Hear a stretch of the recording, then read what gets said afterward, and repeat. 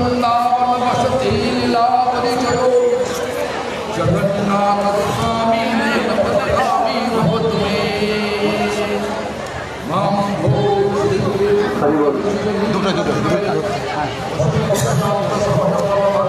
नवलीला सुभद्रा मध्यस्थ सकल शूरो शिवावशरद जगन्नाथ स्वामी नयनपथगामी भवतु मे कृपा पार पारो सजल जगत सेनी रुचिर रमाबानी राम पुरगमल पंकेर मुख सुरेन्द्र श्रुतिकर्ण चरित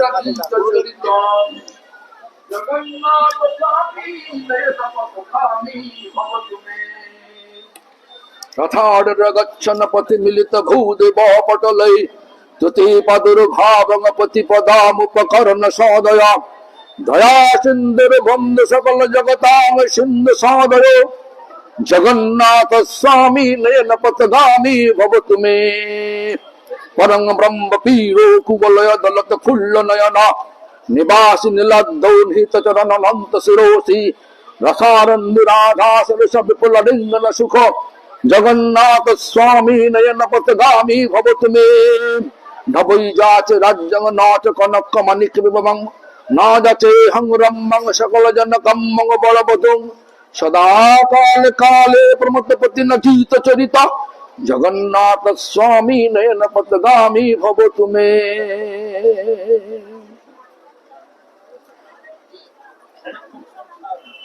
हरो तम संसारं जतुतरं सुरपते हरो तम मम जगद्गदनाथ निहित चरण निश्चितमीदं जगन्नाथ स्वामी नयनपथगामी भवतु मे जगन्नाथष्टकं पुण्यं जापटिपतितसुते सर्व पाप विशुद्धात्मा विष्णु लोकं स गच्छति जय जगन्नाथ जय बलदेव जय सुभद्रा जय बलदेव जय सुभद्रा जय Jagannath we are in the place which is considered like a Purushottam Dham, which is considering like a Purushottam Dham, non-different of Purushottam Dham. When there was a Raktabahu, one demonic person, destroying all the temples, Hindu temples, that time the devotee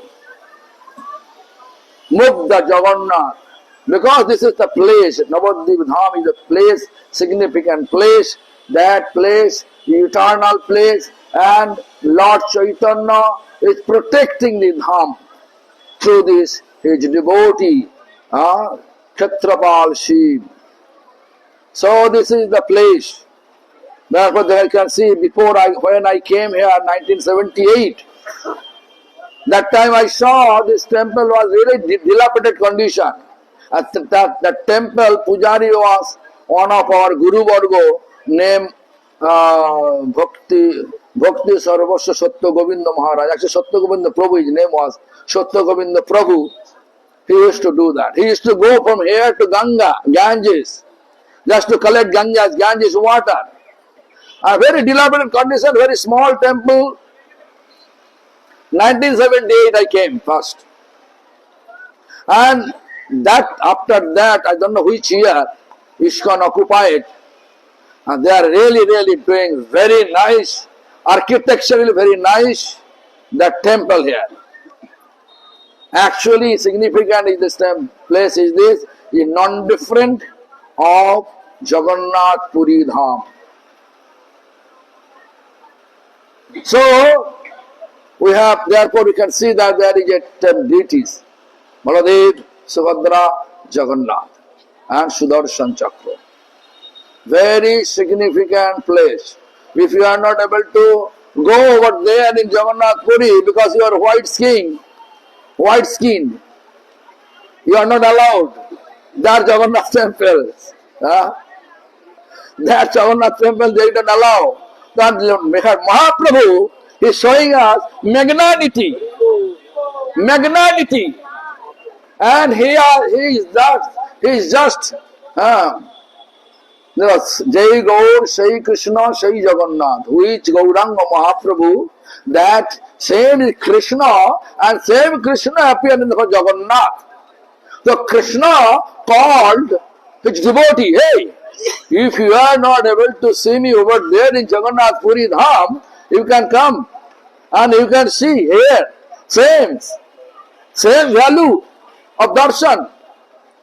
So therefore, we can see here, this is this Baladev, Subhadra, Jagannath.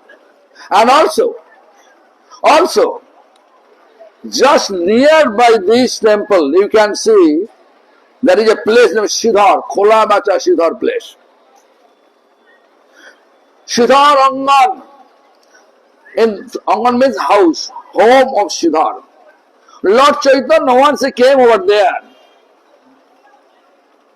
Shidhar, such a poor economically, he is not able to arrange his one proper bucket to hold the water. Bucket, really a broken bucket. Very old, rust, iron bucket made with iron, tin set, and also rust in there. Junk is there.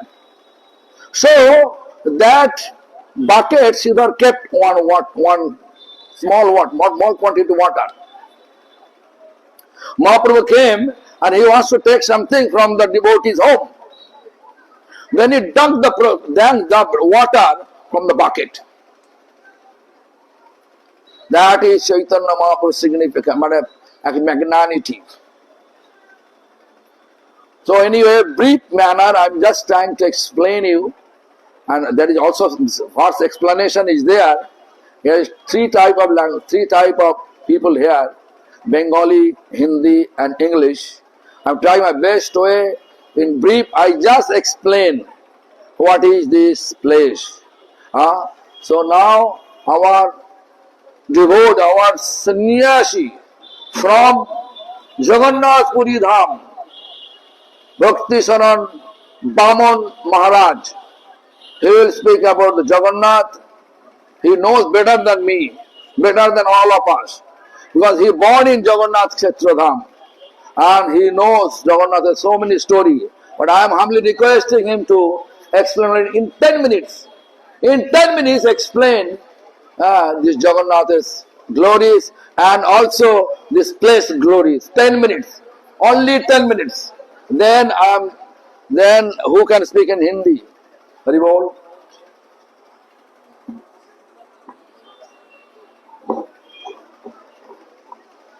Jai Jagannath. Nilatindam Puttaratmate Darudam Manasyam Prasida Puttatam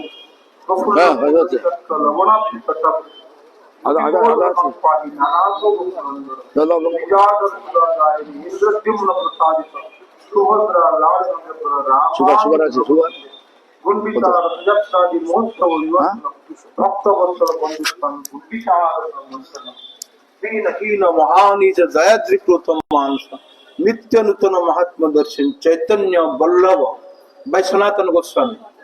Sanatana Goswami এইভাবে জগন্নাথের স্তোত্র পাঠ করেছেন।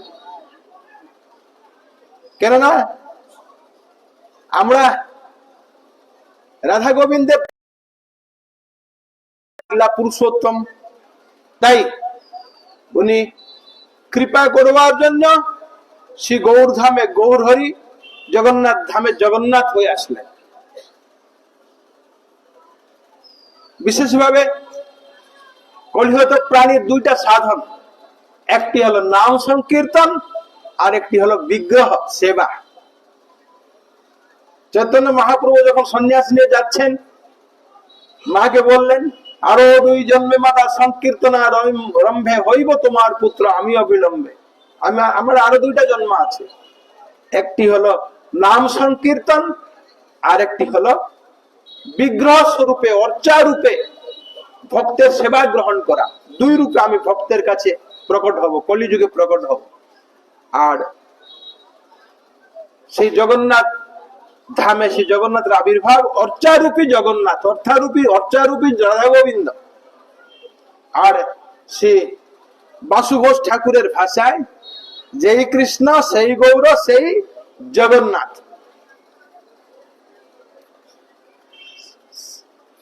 শ্রী রাধারানীর বিরহ তত্ত্ব তার মাপ করতে গিয়ে তাকে জগন্নাথ হয়ে আসতে হলো। ওই জন্য দেখছেন না চোখ গুলো বড় বড়। ভাবছেন এ গোপীরা আমার বিরহে এত কাঁদছে, অত বিরহ রস আস্বাদন করছে। সে কান্না নয়, একটা রস আস্বাদন। এই রসটা আমাকেও দেখতে হবে। শ্রী রাধায়া প্রণমহিমা প্রণম প্রণম মহিমা কীদৃশ বা নামাস্পর্য জেনাদ্ভুত মধুরিমা কীদৃশ বা মধ্য সৌক্ষাং মদনুভবত কীদৃশং ব্যক্তি লোভাত।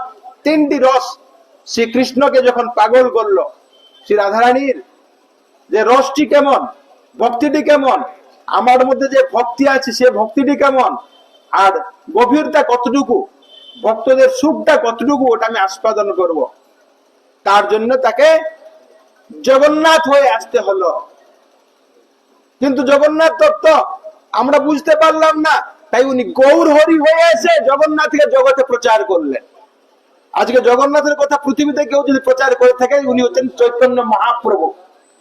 শ্রী চৈতন্য মহাপ্রভুই শ্রী জগন্নাথের তত্ত্ব প্রচুর ভাবে, শুধু আকুমারিকা হিমাচল নয়, কুমের থেকে সুমেরু, প্রাচ্য পাশ্চাত্য সর্বত্র প্রচার করেছেন চৈতন্য মহাপ্রভু ও তার অনুগত, তারই শুদ্ধ বাণী স্বরূপ সরস্বতী গোস্বামী ঠাকুর এবং তারই অনুগত আমাদের গুরুবর্গ।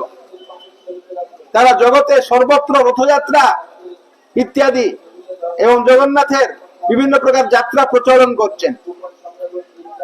এত সম্পর্কে সে জগন্নাথ কেন চোখগুলো গোল গোল হলো, হাতগুলো এরকম হলো, এত সম্পর্কে আমরা একটা ইতিহাস প্রসিদ্ধ কথা শুনতে পাই।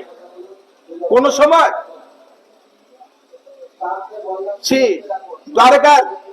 দ্বারকাধীশের পত্নীরা তারা অনুভব করলেন, আমরা যত সেবা করি না দ্বারকাধীশকে সুখ দিতে পারছি না। তার মনটা এখানে নয়, তার মনটা অন্য কোথায়, কোথায় না গোপীদের কাছে পড়ে আছে।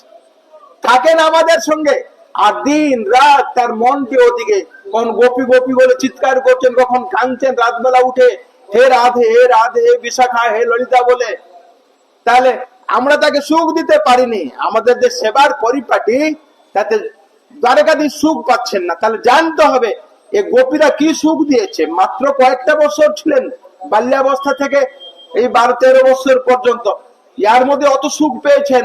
গোপীরা এমন ভাবে তার মনটা কিনে নিয়েছে, আমাদেরকে ওটা জানতে হবে। তাই তারা মা রোহিণী থেকে একটা রুদ্ধদ্বার বৈঠক করে মা রোহিণী থেকে শ্রবণে মত্ত হলেন। রুদ্ধদ্বার বৈঠকে সমস্ত পট্টমহিষী একদিকে আর একদিকে মা রোহিণী। কেননা রোহিণী মা জানতেন ওই গোপু ব্রজে কি লীলা হয়েছে, কেমন ভাবে তার সেবা হয়েছে, কেমন ভাবে গোপীদের সঙ্গে হাব ভাব আদান প্রদান হয়েছে, সব মা রোহিণী জানেন। তাই রোহিণী মা সাক্ষাৎ বলদেবের মা, অনন্তের মা, অনন্ত মুখে বলে চললেন। আর মহিষীবৃন্দ মন দিয়ে শুনছেন, সকলে শ্রবণ কীর্তনের মধ্যে ডুবে গিয়েছেন। আরেকটা কথা আছে, ভগবান বলেছেন, নাম তিষ্ঠামি বৈকুণ্ঠে যোগিনাং হৃদয়ে নচ মদভক্ত যত্র গায়ন্তি তত্র তিষ্ঠামি নারদ।